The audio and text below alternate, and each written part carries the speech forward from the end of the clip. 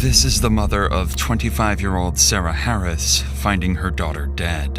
Hey, was she found like this? What is all this? Is this from her? I'm sorry? Is this all from them doing stuff to her? The state of the room and Sarah's body point to a self-inflicted overdose. And as the weeks go by, everyone begins to accept that as the truth, until one accidental discovery turns this case into a murder investigation.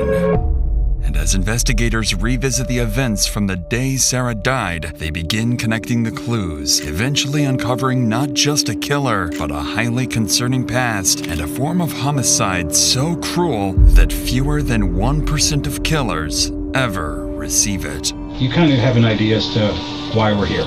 This is all part of an investigation into the death of Sarah Harris. It happened at your house. It's the early morning hours of January 26th, when 911 dispatch in Maryland receives a call from a distressed man claiming he's just found his girlfriend unresponsive in his living room.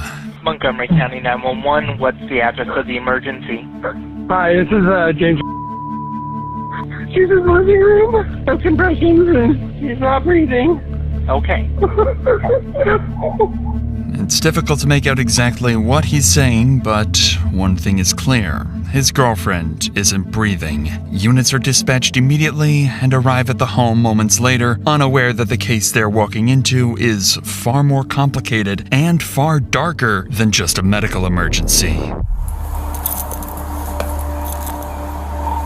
That's a 32, you're going to slow down.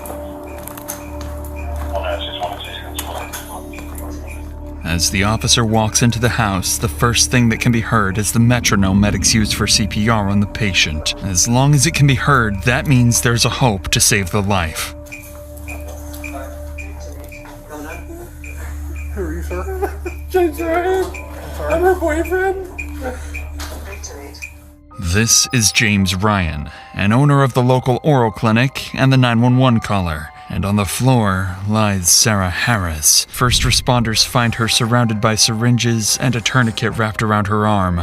To them, the cause seems obvious, an apparent drug overdose. With no pulse detected, medics begin CPR while officers turn to James, the grieving boyfriend, hoping he can explain what led to this moment. Can we go somewhere and talk? Yes, please. Where can we go and talk? Is there a living room or something over here?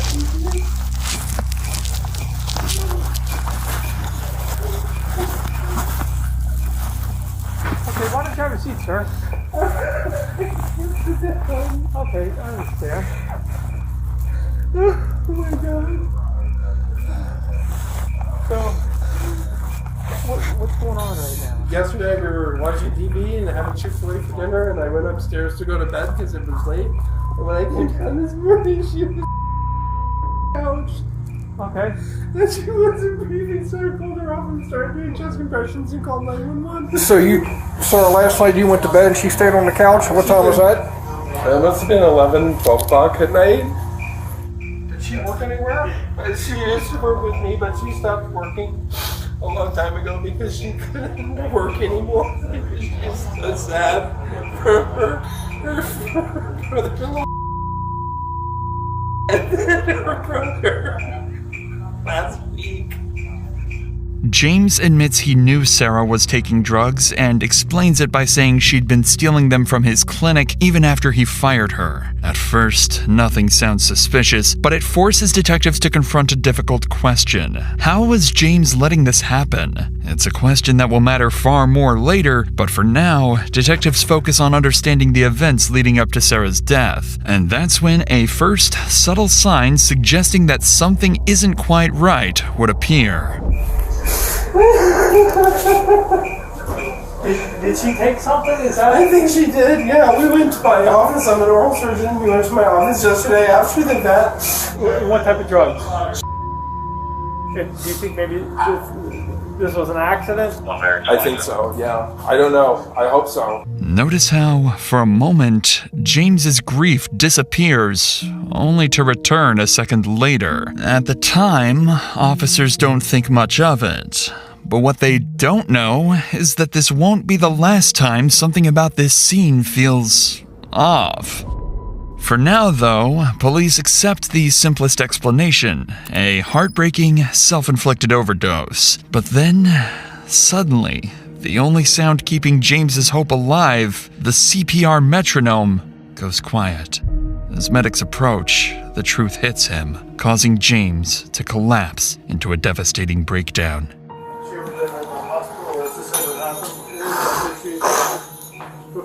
Yeah, she's taking too much before. I've got this. How long ago? Maybe 2-3 months ago. Unfortunately, I have to just say, come back to us.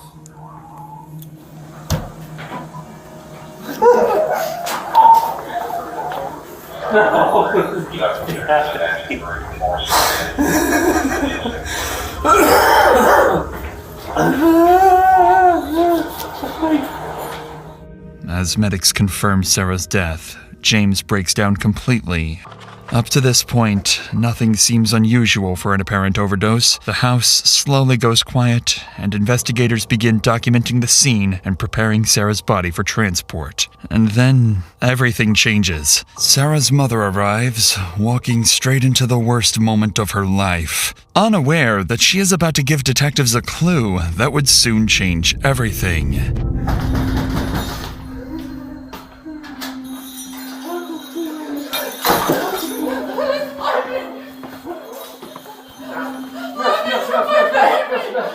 Oh God, let me do my baby.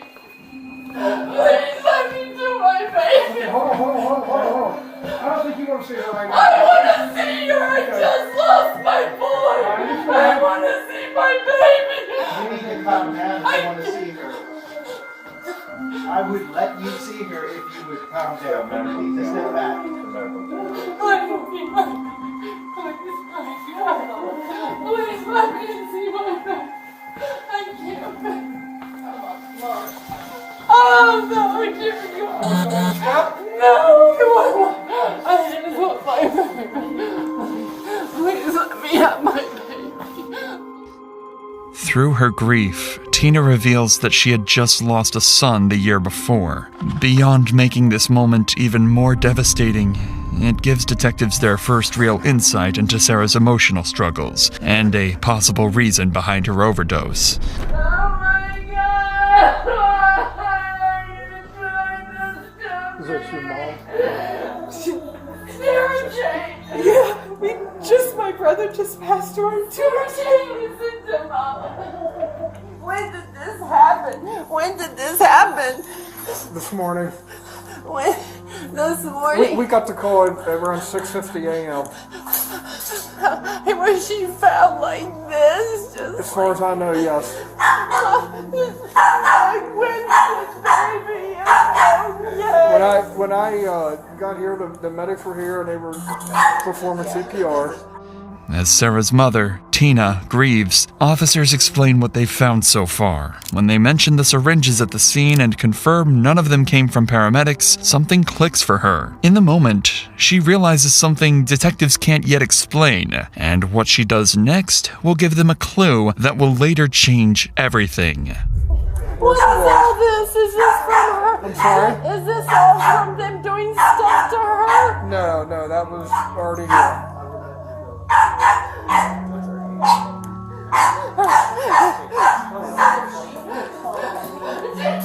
No.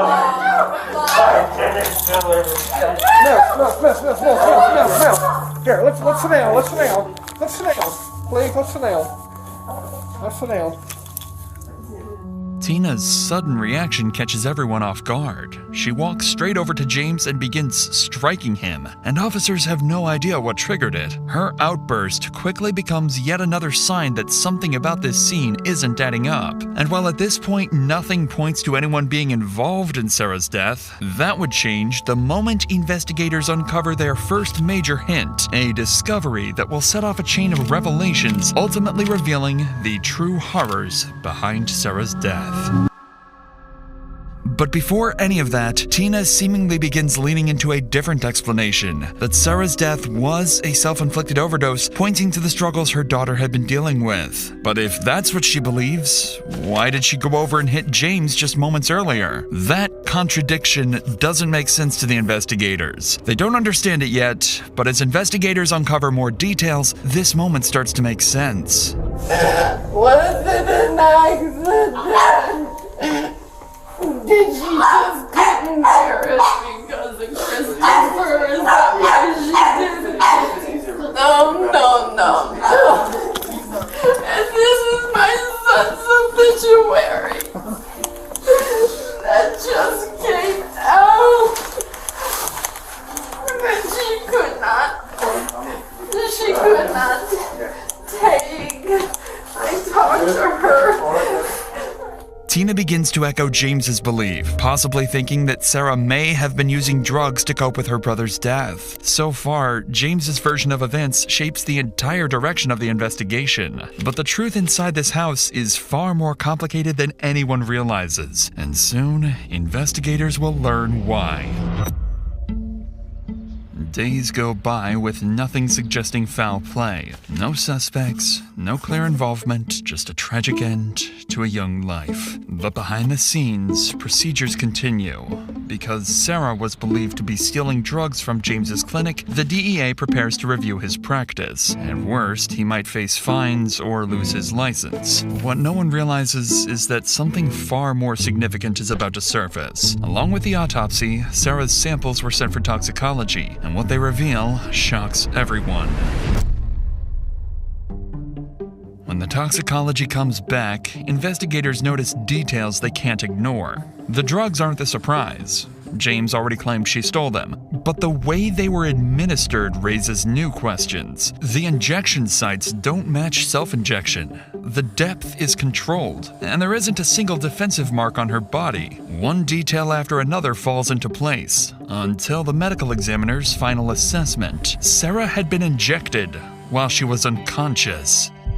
With this discovery, the case shifts from a self-inflicted death to a homicide investigation. Detectives now suspect someone else administered the drugs, and with James being the only other person home, he becomes their primary focus. But suspicion isn't enough. They need proof of who injected Sarah while she was incapacitated, and for weeks, they find nothing. Over a month after Sarah's death, investigators are still stuck. No concrete evidence ties James to the fatal injection. Then, just as the case stalls, something unexpected happens. Sarah's sister, Rachel, walks into the police department carrying the evidence detectives desperately need. The day before, Rachel was sorting through Sarah's belongings when she found her laptop. She guessed the password, logged in, and opened Sarah's Facebook messages. What she finds stops her cold. A flood of conversations between Sarah and James. Messages encouraging her drug use, telling her how much to take, how often, and the most disturbing one, proof that James had injected her while she slept on at least one earlier occasion. Rachel hands investigators a 200-page catalog of messages, a complete timeline of Sarah's decline. And while it doesn't prove James injected her the night she died, it confirms he had done it before and had been knowingly supplying her with powerful drugs. For detectives, this is finally enough. 2 months after Sarah's death, investigators track James down, confronting him in a parking lot, the same man they now believe was central to the chain of events that ended Sarah's life.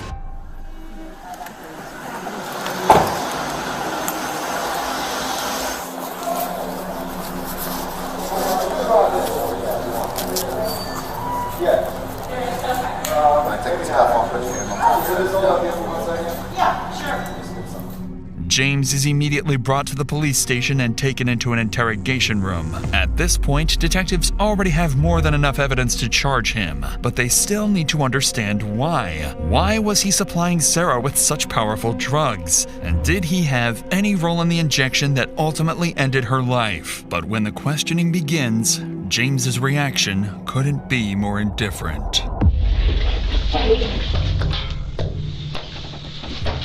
Cigarette make you feel better? Good. So, you kind of have an idea as to why we're here. I don't actually, because I think been in my attic for the past 5 months. Okay. So we're here. This is all part of an investigation into the death of Sarah Harris. Okay. It happened at your house. Okay. So we went to the office, went to your home. Okay. It's all part of the investigation. Okay. So we know what we know.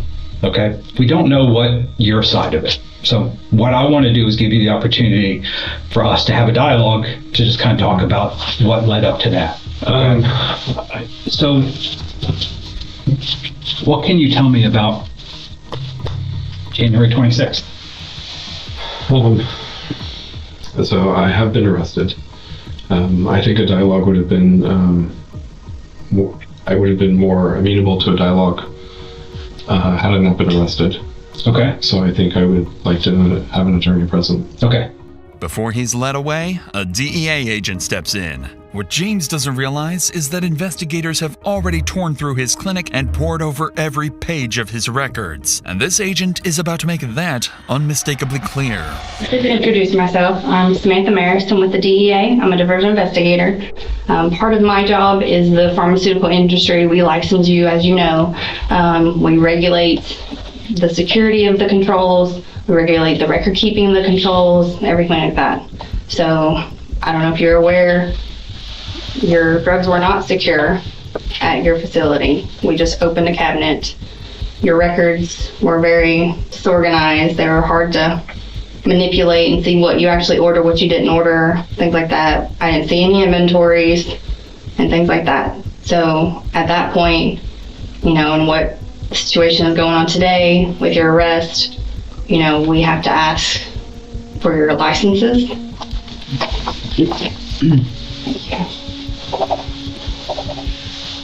And so this means that you cannot prescribe, order, dispense, or administer any controlled substances. Interesting.